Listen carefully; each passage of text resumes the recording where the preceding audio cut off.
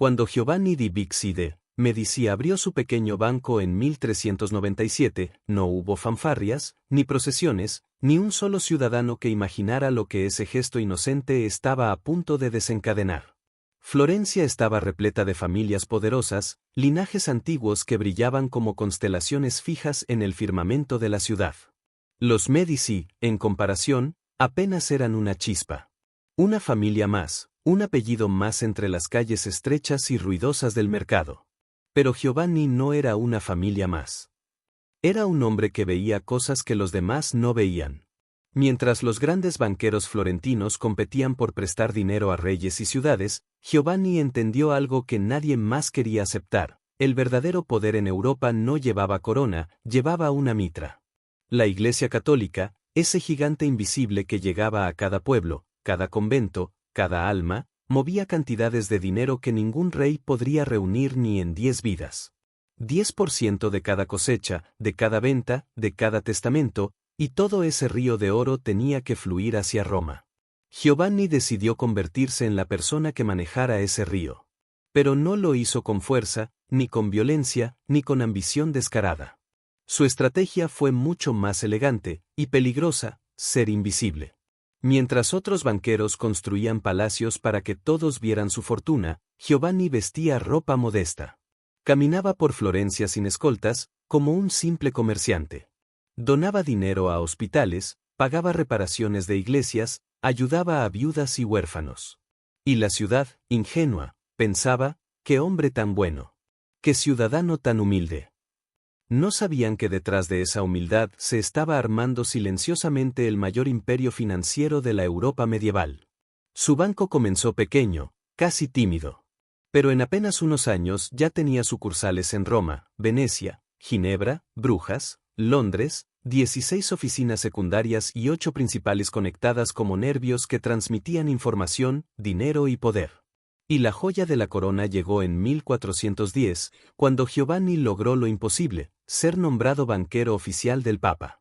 A partir de ese momento, cada moneda que los fieles entregaban en el altar, cada indulgencia, cada diezmo, cada donación, todo lo tocaba el Banco Medici. El resto de Europa aún no lo sabía, pero la era Medici acababa de comenzar. Giovanni tenía lo que ningún rey podía obtener: información fresca, precisa y constante sobre toda Europa. Sabía que obispo estaba endeudado, que príncipe necesitaba dinero, que ciudad estaba a punto de quebrar. El dinero compraba poder, la información, obediencia. Y lo hacía todo sin levantar sospechas. Cuando Giovanni murió en 1429, Florencia se quedó sin palabras al descubrir que aquel hombre tranquilo, casi invisible, había dejado una fortuna que hoy equivaldría a cientos de millones de dólares. Pero su herencia más poderosa no fue el dinero. Fue la base de una maquinaria financiera y política tan perfecta que podría haber gobernado Europa entera. A sus hijos dejó mucho más que riqueza. Les dejó un imperio esperando a ser explotado. Y quien lo heredaría no sería el más simpático, ni el más fuerte, sino el más peligroso de todos. Un hombre de rostro común, modales simples y una inteligencia tan afilada que partiría a Florencia en dos. Ese hombre se llamaba Cosimo de' Medici. Cosimo de' Medici no nació para ser un héroe. Tampoco nació para ser amado, ni temido, ni glorificado. Cosimo nació para algo más extraño y más peligroso: para gobernar sin que nadie se diera cuenta de que gobernaba. Cuando Giovanni murió en 1429, Florencia esperaba que su hijo mayor, Cosimo, heredara la fortuna, pero nadie imaginaba que también heredaría el alma y la estrategia secreta del clan. Lorenzo, el hermano menor, era encantador, sociable, divertido. Cosimo, en cambio, parecía hecho de piedra, serio, reservado, sin exceso de carisma. Nadie prestaba demasiada atención a ese hijo aburrido de Giovanni. Y justamente por eso era perfecto. Cosimo observó el mapa político de Florencia como un ajedrez. La república se enorgullecía de ser libre, de elegir magistrados por sorteo, de no tener tiranos. Pero Cosimo vio lo que nadie quería admitir. El sistema era fácil de manipular si uno controlaba los bolsillos correctos. La visión de Cosimo era simple: comprar el poder. Sin decir que lo estaba comprando. Extendió préstamos a familias influyentes con condiciones suaves. Ayudó a comerciantes a abrir negocios. Financió obras públicas, festividades, proyectos artísticos. El dinero de los Medici fluía por toda la ciudad como una red de venas invisibles, y cuando alguien debía devolver el favor, el precio nunca era metálico. Cosimo pedía votos. Pedía apoyo. Pedía silencio. Así, en menos de 5 años, el hombre aparentemente anodino se convirtió en el cerebro oculto de la República, su sombra más larga. Pero el éxito despierta monstruos. La familia Albizzi, viejos enemigos de los Medici y guardianes del poder tradicional, vio perfectamente lo que estaba ocurriendo. Les resultaba intolerable que un banquero, un hombre sin noble título, estuviera manipulando la ciudad como si fuera un tablero personal. Y entonces llegó el golpe. 1433, la traición. Una mañana, Cosimo fue arrestado y acusado de intentar derrocar la República. El crimen, ambición desmedida. La sentencia, exilio perpetuo. Si regresaba, moriría. Cosimo, siempre frío, no hizo escenas. Simplemente aceptó la condena y partió hacia Venecia. Pero Florencia no entendió que al expulsar a Cosimo no estaba desterrando a un ciudadano, sino al corazón del sistema financiero de la ciudad.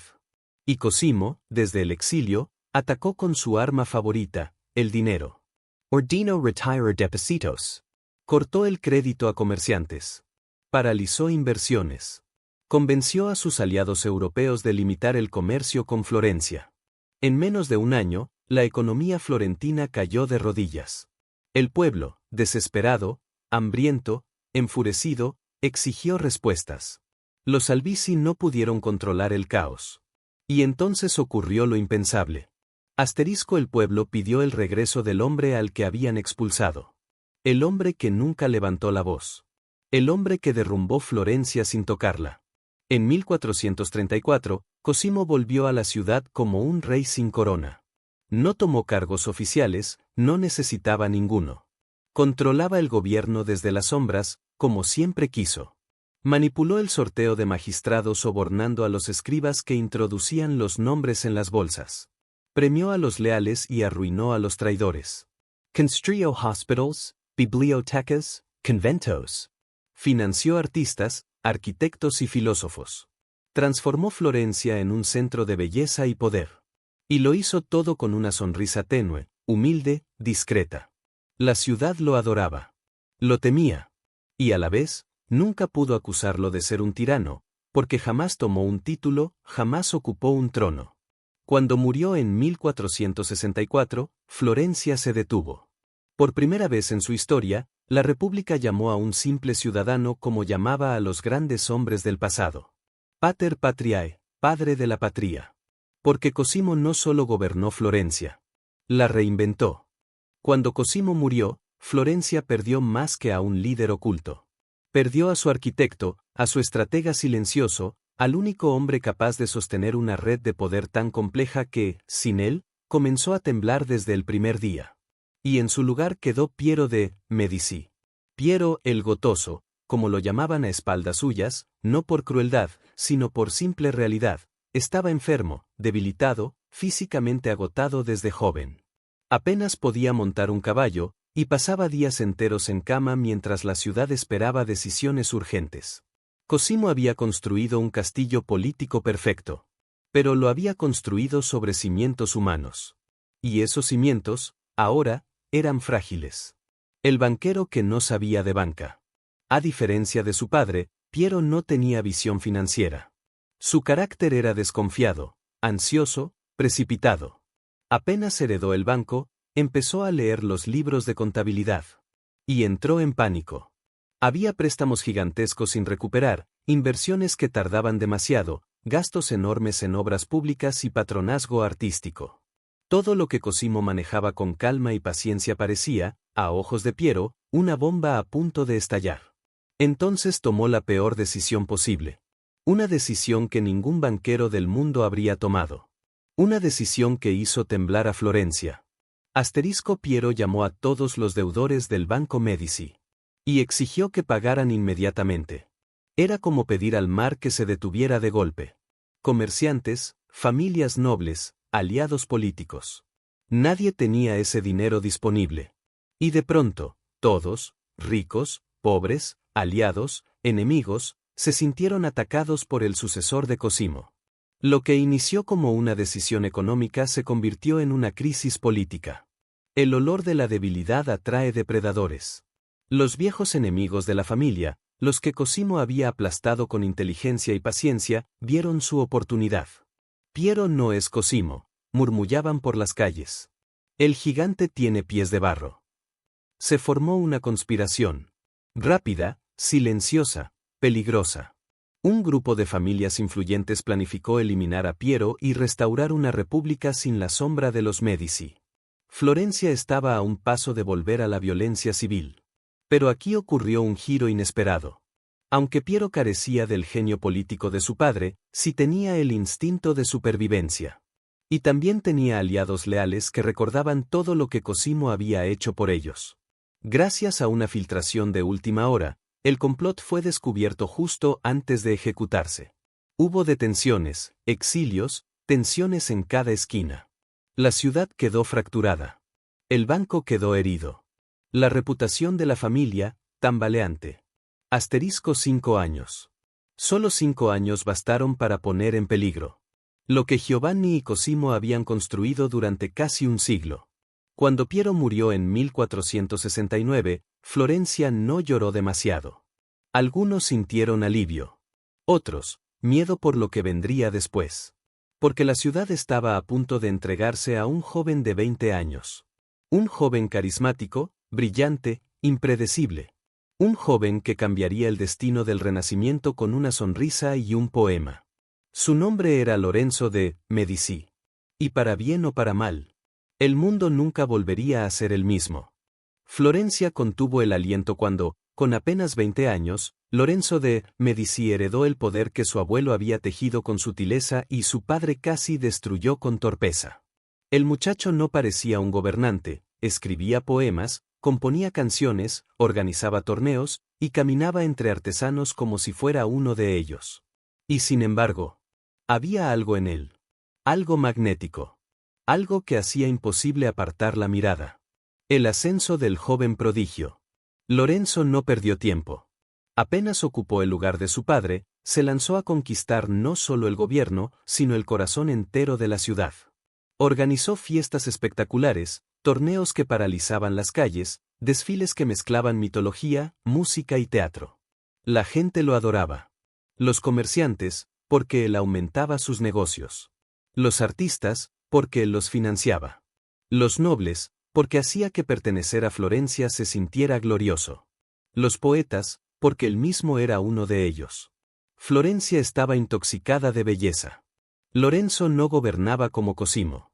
Cosimo manipulaba desde las sombras. Lorenzo gobernaba desde la luz, desde el escenario, desde la fascinación colectiva. El Palacio Medici se convierte en el centro del mundo. Por sus salones pasaba lo mejor del Renacimiento.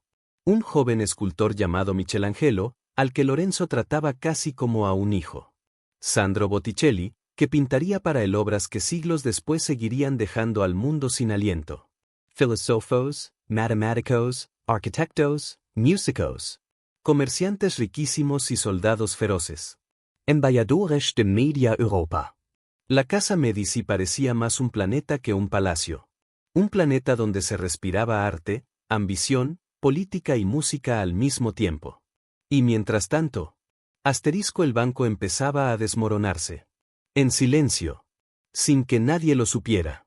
El Banco Medici, creado por Giovanni y perfeccionado por Cosimo, estaba entrando en su vejez. Y como un anciano orgulloso, se negaba a mostrar debilidad. El problema era simple. Lorenzo gastaba demasiado. Muchísimo. En obras, en artistas, en alianzas políticas, en fiestas, en diplomacia. El dinero se evaporaba como agua en verano. Y, peor aún, los enemigos de la familia eran más listos de lo que Piero había imaginado. Los fracasos ocultos del banco. El filial de Londres se hundía por préstamos impagados a los reyes ingleses. El filial de Brujas caía por culpa de una crisis comercial. El filial de Milán ardía por rivalidades políticas. Incluso el filial de Roma, la joya financiera de la familia, empezaba a resentirse. Pero Lorenzo tenía un talento especial. Convertía cualquier tragedia en un espectáculo. Y cualquier espectáculo en una distracción. Mientras el banco colapsaba, él hacía que la ciudad mirara hacia otra parte. Hacia una pintura nueva, una cúpula nueva, una fiesta nueva, un poema nuevo. Asterisco: nadie quería ver la verdad. Nadie quería admitir que el brillo tenía un coste monstruoso. Y entonces, como si la historia quisiera recordarle a Lorenzo que la fortuna Medici no era invencible, llegó el día que partiría la historia de Florencia en dos. En medio del esplendor, del arte, del perfume de renacimiento. En medio de la época más luminosa de la ciudad. Se estaba formando una sombra tan profunda que casi nadie podía verla. Una sombra llamada la conspiración de los Pazzi. Un complot tan brutal, tan inesperado, tan sangriento, que convertiría al joven poeta en un líder temido. Y a Florencia en un campo de batalla.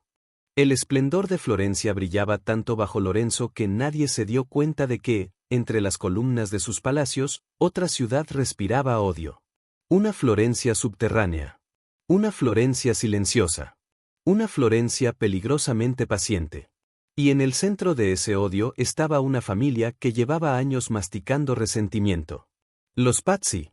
Los Pazzi eran ricos, nobles, con un linaje antiguo que hacía que los Medici parecieran recién llegados.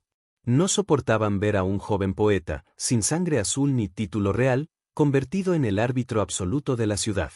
Florencia entera se inclinaba ante Lorenzo. Pero los Pazzi querían que Florencia ardiera. El plan que nació en la oscuridad. Es fácil imaginar a la familia reunida en un salón sombrío, hablando en susurros. Pero la verdad fue aún peor. El complot no era solo florentino. Nació en dos lugares, en la ambición de los Pazzi y en la mismísima Roma, bajo la mirada peligrosa del Papa Sixto IV.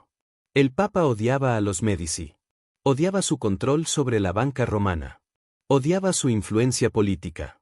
Y más que nada, odiaba que un simple ciudadano pudiera desafiar el poder papal. Así que bendijo el complot. Lo financió. Lo alentó. Era un plan para cortar la cabeza de la serpiente. Literalmente. El domingo de sangre, 26 de abril de 1478. La ciudad se despertó con calma. Era hora de misa mayor en la Catedral de Santa María del Fiore, miles de personas, incienso en el aire, cánticos, solemnidad. Un escenario perfecto para un asesinato. Lorenzo y su hermano Giuliano caminaron entre la multitud sin sospechar nada. Los conspiradores ya estaban dentro, clérigos falsamente devotos, mercenarios disfrazados, nobles con dagas ocultas.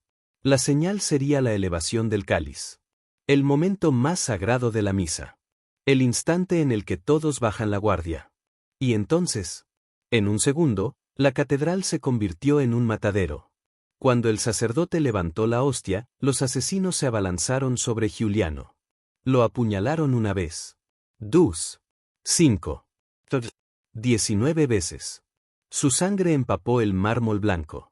Giuliano cayó muerto antes de tocar el suelo. A Lorenzo le clavaron una daga en el cuello, pero logró cubrirse con la capa.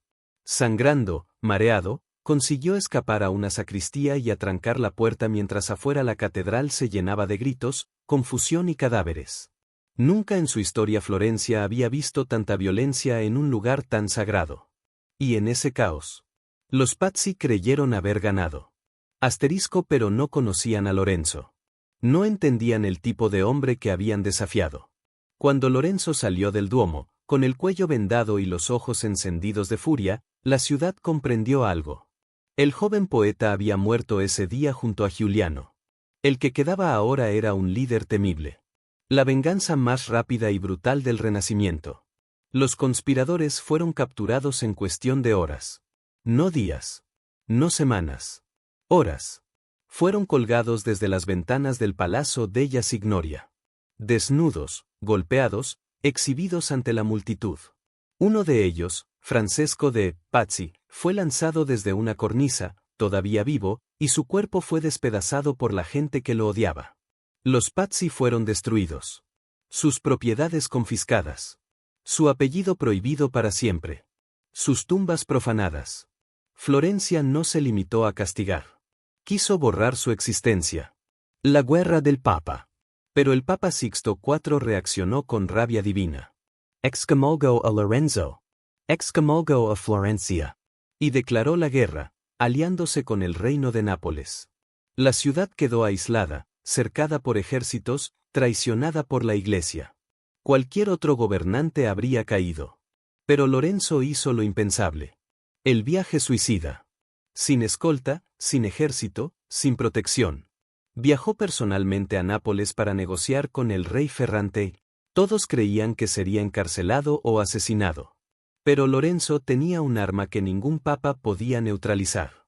Su carisma. Su inteligencia. Su capacidad de convertir enemigos en aliados. Convenció al rey. Salvó a Florencia. Y regresó a casa como un héroe absoluto. El resultado final. La conspiración de los Pazzi no debilitó a Lorenzo. Lo convirtió en una leyenda viviente. Un símbolo. Una fuerza casi sobrehumana. Florencia lo miró y decidió que no quería un gobernante. Quería un magnífico. Y así nació el título por el que el mundo entero lo recordaría. Ellos intentaron matarlo. Y sin querer, lo hicieron inmortal. La conspiración de los Pazzi transformó a Lorenzo en algo más que un líder. Lo volvió mito. Florencia lo miraba como si hubiera descendido de los propios frescos que adornaban sus palacios. Y él, consciente del papel que el destino le había impuesto, decidió convertir la ciudad en la joya más deslumbrante del mundo conocido. Pero cuanto más brillaba la superficie, más oscura se volvía la base que la sostenía. El Renacimiento estalla como un incendio celestial. Florencia vivía una época tan gloriosa que parecía irreal. En los talleres de los Medici, Botticelli trazaba líneas suaves que luego se convertirían en el nacimiento de Venus y la primavera, obras que siglos después aún harían temblar a quienes las vieran. En los pasillos del palacio, un adolescente de ojos intensos y manos mágicas, Michelangelo, esculpía mármol como si conversara con los dioses. En el jardín de San Marcos, Marsilio Ficino traducía a Platón, mientras Pico della Mirandola escribía tratados que cambiarían para siempre la visión del hombre y del cosmos. Poetas, músicos, comerciantes, embajadores. Florencia rebosaba vida. Era un milagro construido con pinceles, ideas y mármol. Y en el centro de todo estaba él. Lorenzo il Magnifico, el maestro de ceremonias de un espectáculo sin precedentes. Asterisco, pero los milagros cuestan dinero. Dinero que Lorenzo ya no tenía. El Banco Medici, debilitado por décadas de préstamos arriesgados y mala gestión, estaba agonizando. Lorenzo lo sabía. Pero no podía permitir que Florencia, su Florencia, percibiera debilidad.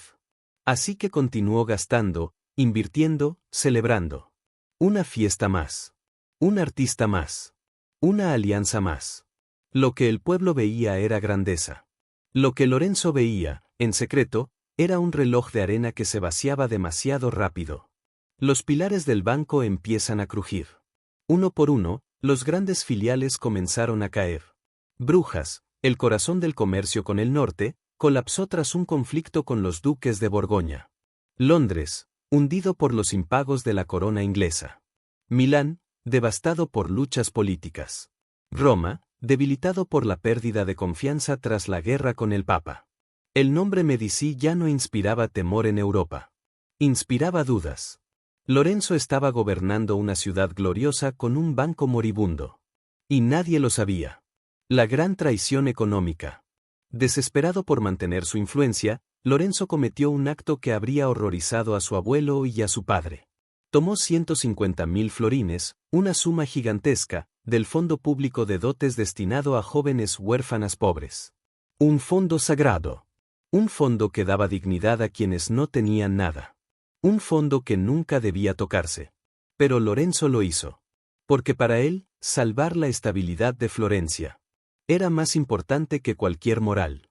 Lo ocultó. Lo disimuló. Lo enterró bajo nuevos encargos artísticos y festividades espectaculares. Asterisco, la ciudad aplaudía. El banco agonizaba. Y Lorenzo se consumía. Las tensiones, las preocupaciones, la presión infinita. Todo lo fue enfermando.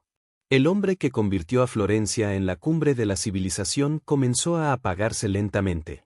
Y en 1492, con apenas 43 años, Lorenzo el Magnífico murió.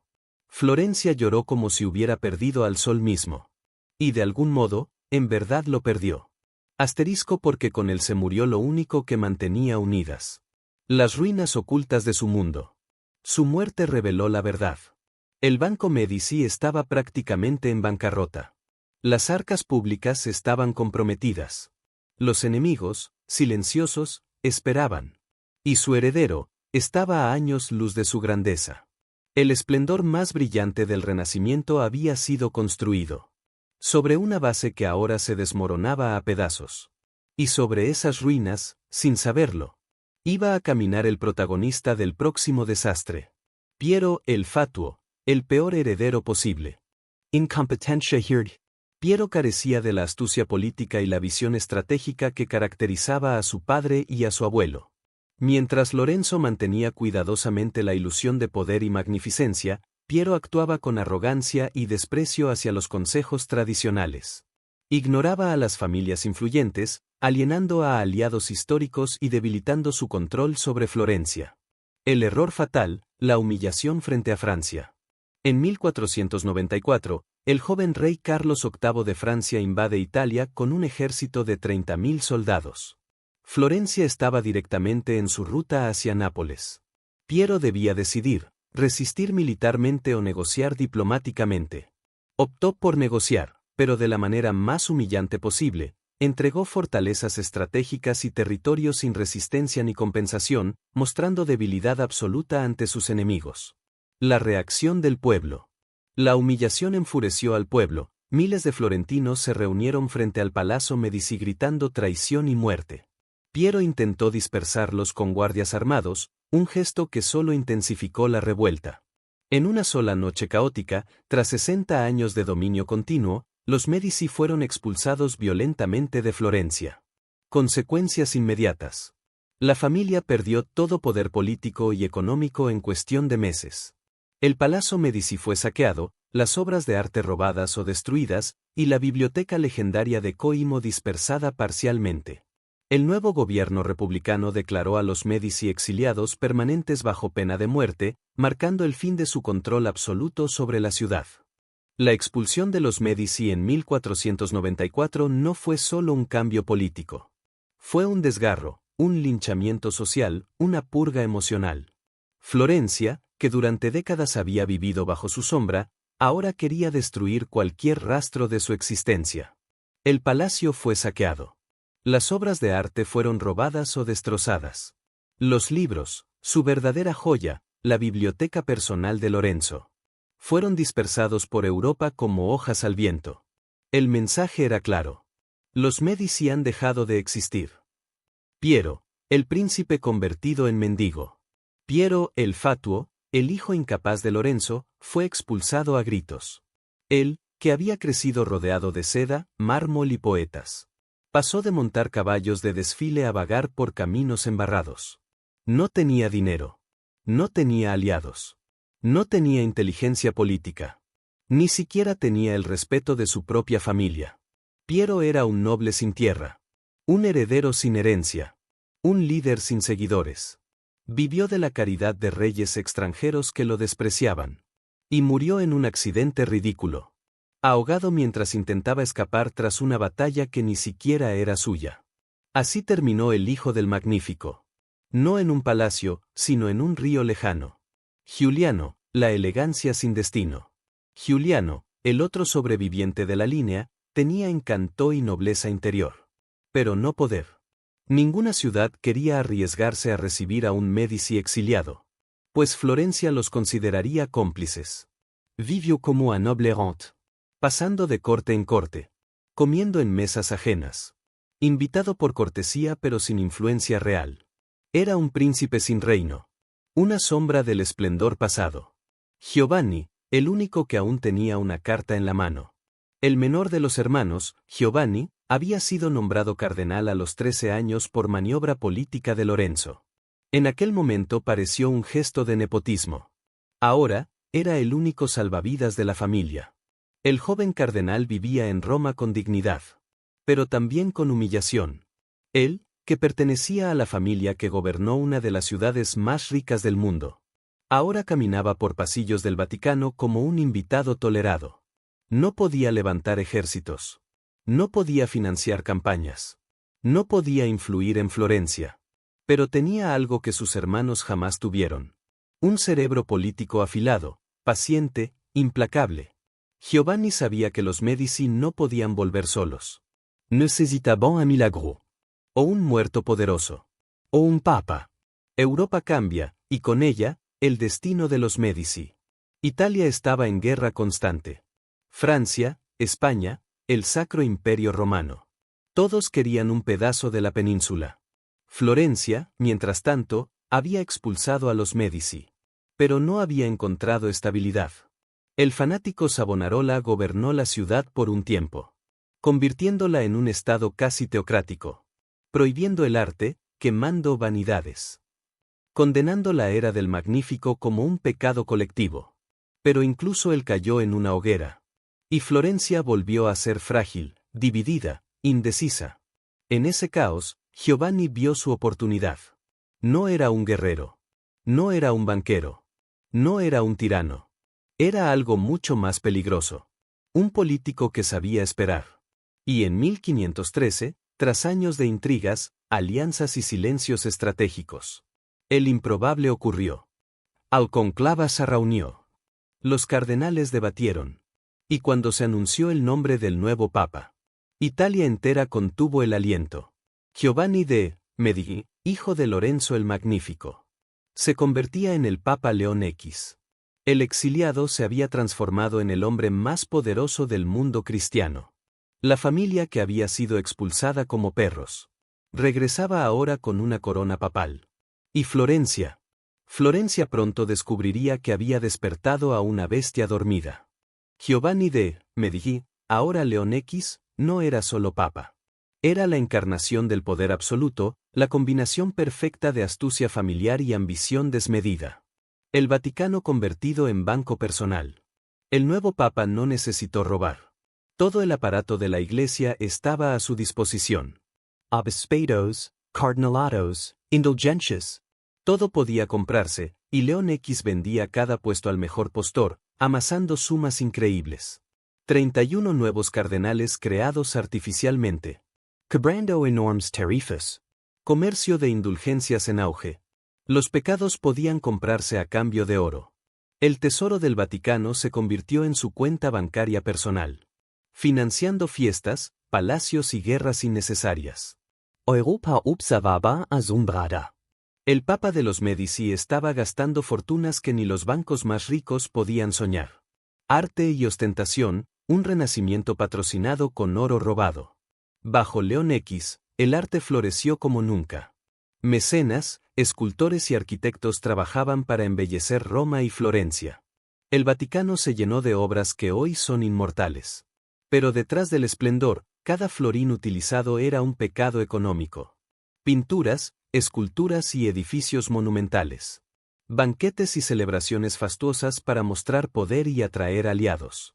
Diplomacia lujosa, regalos millonarios a príncipes extranjeros para asegurar lealtades. Todo financiado por un sistema de corrupción masiva y explotación religiosa. El efecto devastador, la chispa de la reforma. El exceso y la corrupción de León X no pasaron desapercibidos. Para muchos, la Iglesia ya no era un guía espiritual, sino un comerciante de indulgencias y poder. En 1517, un monje alemán llamado Martín Lutero clava sus 95 tesis en Wittenberg, denunciando el fraude religioso. Lo que empezó como crítica moral se convirtió en la chispa de la Reforma protestante, dividiendo Europa y cambiando el cristianismo para siempre. León X, el legado de oro y decadencia. Cuando murió en 1521, León X había logrado algo extraordinario. Reunir más poder y riqueza de lo que cualquier Medici hubiera soñado. Pero el costo moral y político fue inmenso. La Iglesia, moralmente desacreditada, perdía autoridad. Europa se fragmentaba en conflictos religiosos que durarían siglos. La familia Medici, aunque poderosa, empezaba a depender más del aparato religioso que de la habilidad política. León X murió en Roma, rodeado de esplendor, oro y corrupción. Una victoria absoluta para los Médici. Y un presagio oscuro de los problemas que vendrían. Después del papado de León X, los Médici parecían invencibles. Pero la historia estaba a punto de demostrar que incluso el oro y la astucia familiar no podían protegerlos del caos. El saqueo de Roma 1527. En mayo de 1527, un ejército descontrolado de 20.000 mercenarios alemanes y españoles, muchos de ellos luteranos fanáticos, marchó sobre Roma. El Papa Clemente VII, nieto de Lorenzo el Magnífico, estaba indefenso. Durante 8 días, la ciudad fue arrasada. Iglesias, conventos y palacios fueron destruidos. Monjas y clérigos sufrieron violaciones, torturas y asesinatos. Se calcula que murieron 12.000 personas, y la población de Roma disminuyó casi en 3/4.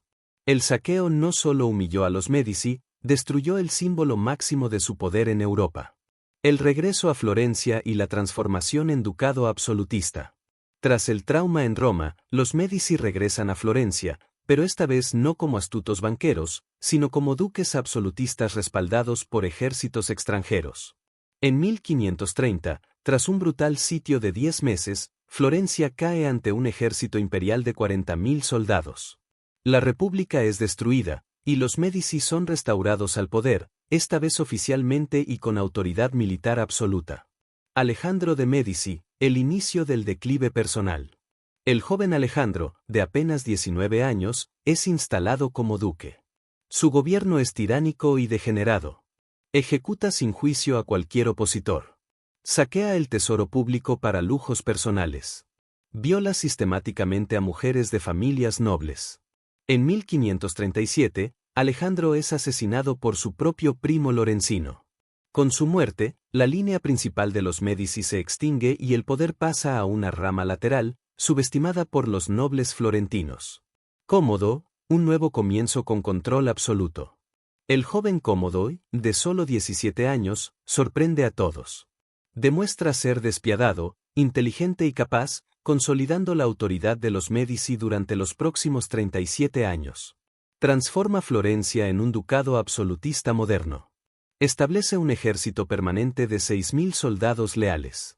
Duplica el territorio toscano conquistando Siena y logra que el Papa Pío V lo eleve a Gran Duque de Toscana en 1569. Construye el Palazzo Pitti, un símbolo monumental de poder. Pero el éxito político y militar no compensa las debilidades familiares.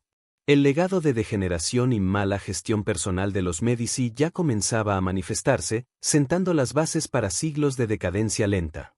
Tras el reinado de Cómodo y la consolidación del Ducado de Toscana, los Médici parecían intocables. Pero la combinación de mala herencia genética, incompetencia administrativa y obsesiones personales selló su destino. Cómodo y sus hijos, el inicio de la degeneración. De los 11 hijos de Cómodo, solo unos pocos sobrevivieron y mostraron alguna capacidad. Giovanni y García, probablemente asesinados por su propio padre en un arranque de furia. Francesco, solitario, obsesionado con la alquimia, gobierna 13 años sin eventos notables. Ferdinando I, abandona el cardenalato, gobierna 23 años de manera competente, estabilizando Toscana temporalmente. El problema fundamental, la incompetencia y degeneración comenzaban a hacerse hereditarias. Cómodo II y la pérdida de relevancia. Cómodo II, 1590-1621, hereda el poder a los 19 años. Gobernó solo 12 años antes de morir de tuberculosis. Su reinado es históricamente irrelevante, salvo por patrocinar a Galileo, aunque sin capacidad de protegerlo de la Inquisición. Toscana pierde influencia en Europa, el ducado deja de ser un actor relevante. Ferdinando II y el estancamiento. Asume el poder a los 11 años, con regencia materna y de su abuela. Decisiones políticas desastrosas, neutralidad en la Guerra de los 30 años, despilfarro en ceremonias religiosas, economía estancada. Ferdinando II finalmente toma control en 1632, pero el daño ya estaba hecho, Toscana es irrelevante políticamente y económicamente. Cómodo III y la degeneración final. Gobernó de 1670 a 1723, 53 años de retroceso absoluto. Prohíbe teatro, cierra tabernas, persigue judíos. Gasta fortunas en iglesias mientras la economía colapsa. Sus hijos representan la degeneración final. Ferdinando muere sin herederos. Ana María Luisa vive en Alemania y regresa viuda. Jan Gastone, último gran duque, se convierte en una farsa viviente, alcoholizado y encerrado en el Palazzo Pitti durante años. Extinción de la dinastía. En 1737, con la muerte de Jan Gastone a los 65 años, la línea masculina de los Medici se extingue tras 346 años de historia. Ana María Luisa, la última Medici, firma el Patto di Famiglia, asegurando que toda la colección artística permanezca en Florencia para siempre, creando la base de los museos modernos. Legato final. Hoy, el Palazzo Pitti y otros palacios de Florencia son museos que muestran el esplendor y la decadencia de los Medici. Desde los genios visionarios como Giovanni y Lorenzo, hasta los borrachos y déspotas finales, la historia de los Medici demuestra que ni la fortuna ni el poder pueden proteger a una familia de su propia incompetencia. Aunque la dinastía Medici se extinguió en 1737, su impacto en la cultura, el arte y la historia europea sigue siendo incomparable. Florencia como epicentro del Renacimiento. Bajo el patrocinio de los Medici. Artistas como Miguel Ángel, Leonardo da Vinci y Botticelli recibieron recursos y protección para crear obras maestras. Filósofos y humanistas, como Marsilio Ficino, tradujeron y difundieron los textos clásicos, sembrando las bases del humanismo renacentista. La ciudad se convirtió en un laboratorio de innovación artística, científica y cultural, donde el poder político se mezclaba con la creatividad más sublime. Arquitectura y espacios públicos. El Palazzo Medici, y luego el Palazzo Pitti, no solo eran residencias, sino símbolos de poder y elegancia. Cómodo y construyó los jardines de Boboli y el Corridoio Vasariano, un corredor de 1 kilómetro que conectaba el palacio con el centro de gobierno, mostrando cómo la arquitectura podía consolidar el poder. Iglesias, hospitales y plazas financiadas por los Medici embellecieron Florencia, influenciando el urbanismo europeo por siglos. El arte como herramienta de poder. Los Medici usaron el arte como propaganda. Esculturas, frescos y bibliotecas reforzaban su autoridad y prestigio. Lorenzo el Magnífico organizó festivales, teatros y celebraciones para ganar el corazón del pueblo y manipular políticamente la ciudad.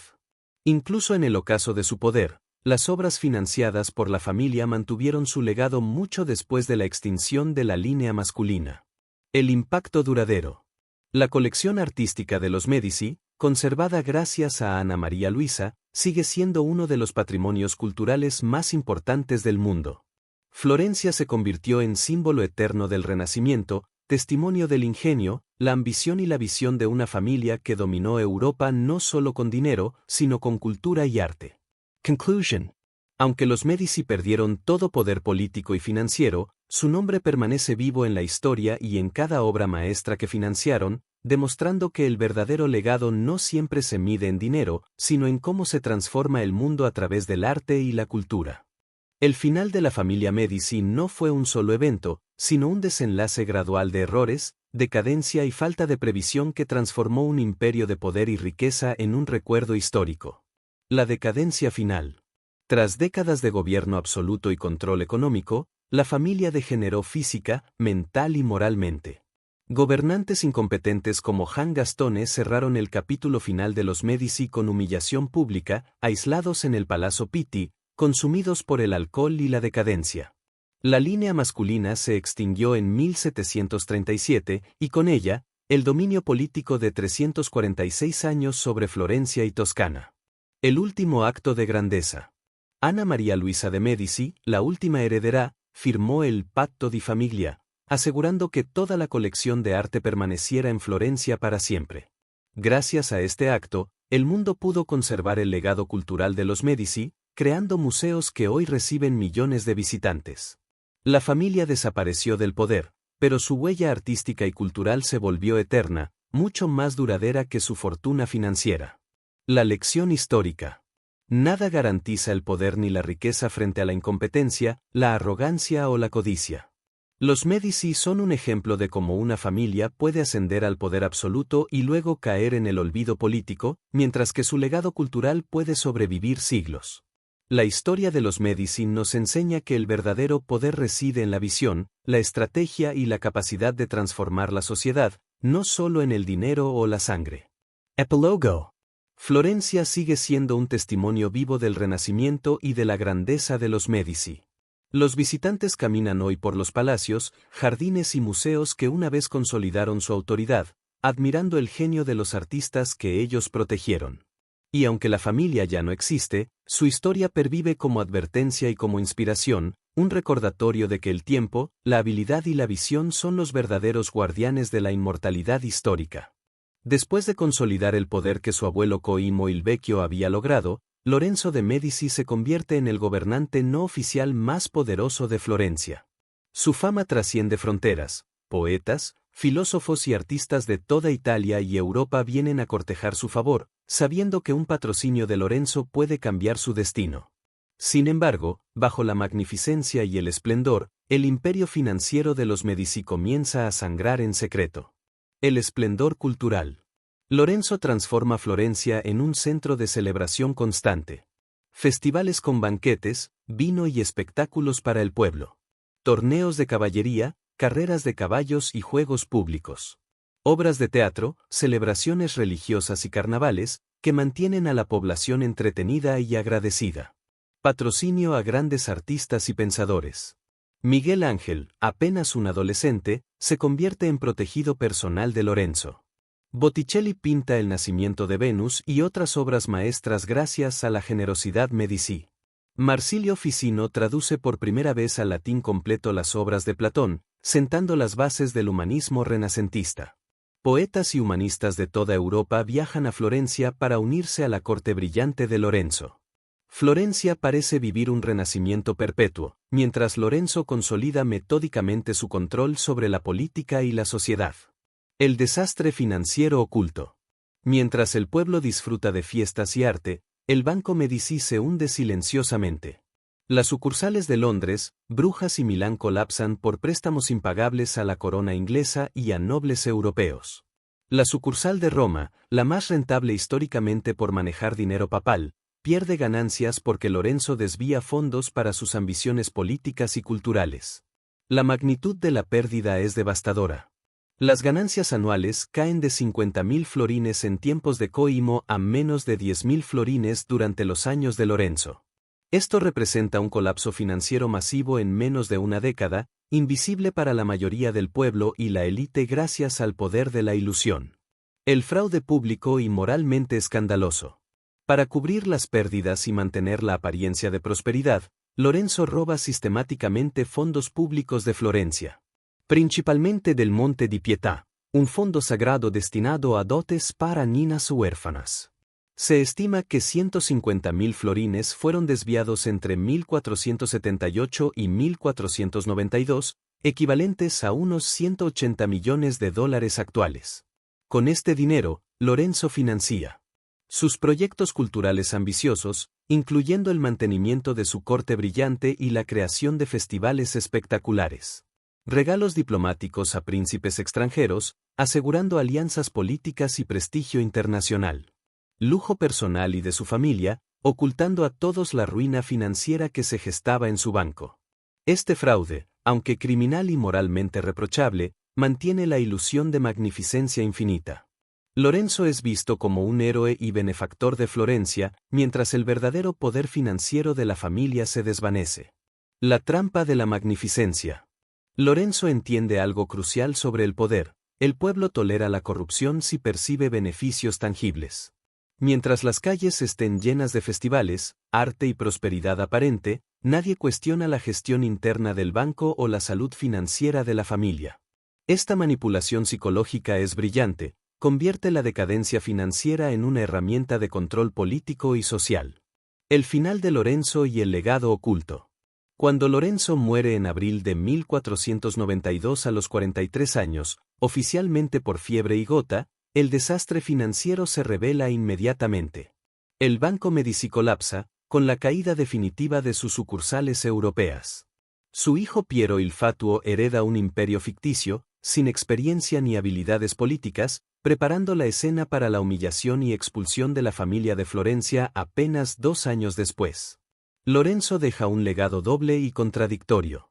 Culturalmente, Florencia alcanza niveles de esplendor artístico e intelectual sin precedentes. Financiera y políticamente, el imperio que construyó su abuelo se destruye, revelando la fragilidad de incluso la familia más poderosa frente a mala gestión e incompetencia hereditaria.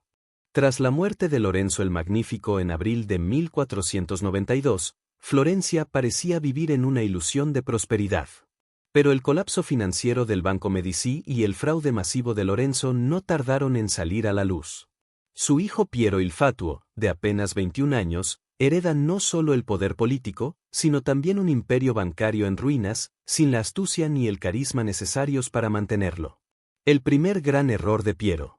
Apenas asume el poder, Piero demuestra ser todo lo contrario a su padre, arrogante, impulsivo y totalmente incompetente. Ignora los consejos de los ancianos y las familias influyentes que mantenían a Florencia unida. Su primer gran error ocurre en 1494, cuando el joven rey Carlos VIII de Francia invade Italia con un ejército de 30.000 soldados veteranos, camino a conquistar Nápoles. Piero decide negociar directamente con los franceses, pero de la forma más humillante posible. Entrega fortalezas estratégicas y territorios claves sin obtener ninguna compensación. Al regresar a Florencia, espera ser aclamado como pacificador, pero la población explota en furia masiva. La revuelta y el exilio. La multitud toma las calles, gritando traición y muerte. Piero intenta dispersarla con guardias armados, pero solo empeora la situación. Noviembre de 1494, después de 60 años de dominio ininterrumpido, los Medici son expulsados violentamente de Florencia en una sola noche. La familia huye aterrorizada. Piero, sus hermanos Giovanni y Giuliano logran escapar apenas con lo que llevan en sus manos. El Palazzo Medici es saqueado, sus obras de arte robadas o destruidas. La biblioteca construida por Coimo il Vecchio, uno de los mayores tesoros intelectuales de Europa, es dispersada y parcialmente quemada. La devastación financiera. La auditoría de los nuevos gobernantes revela la magnitud del fraude de Lorenzo. 150,000 florines robados del Monte di Pietà. Préstamos impagables y cuentas bancarias falsificadas. El Banco Medici colapsa definitivamente, y las sucursales restantes en Roma y Florencia cierran para siempre. Los acreedores europeos se declaran en bancarrota, y la institución financiera más poderosa de Europa desaparece en cuestión de meses. El exilio humillante. Los Medici viven años de humillación total. Piero muere patéticamente en 1503, ahogado mientras cruzaba un río durante una campaña menor. Giuliano sobrevive en Roma como refugiado político, dependiendo de la caridad de antiguos aliados. Solo Giovanni, cardenal desde los 13 años, mantiene algo de influencia gracias a su posición en la Iglesia. El inesperado resurgimiento. Marzo de 1513, un milagro político ocurre. El cardenal Giovanni de Medici es elegido Papa León X a los 37 años, sorprendiendo a toda Europa. Con el poder papal, la familia Medici recupera riqueza y prestigio, esta vez desde el Vaticano. Vende obispados y cardenalatos. Expande el comercio de indulgencias y usa el tesoro papal como su cuenta personal. Aunque logran volver a dominar, esta vez la gloria cultural y política se mezcla con corrupción religiosa y abuso absoluto de poder. El final de los Medici en Florencia. Después de siglos de dominio, guerras, exilios y regresos, la familia entra en decadencia progresiva, marcada por incompetencia, degeneración genética y mala gestión. En 1737, con la muerte de Jean Gastone, la línea masculina de los Medici se extingue, y Ana María Luisa asegura que toda la colección de arte permanezca en Florencia, creando los museos que hoy conocemos. 346 años de historia Medici terminan, desde el primer banco hasta el último duque decadente. El Palazzo Pitti, el corazón de la ambición y el poder Medici, se convierte en museo, testigo silencioso de la gloria, la corrupción, la caída y el legado cultural de una de las familias más poderosas y fascinantes de la historia.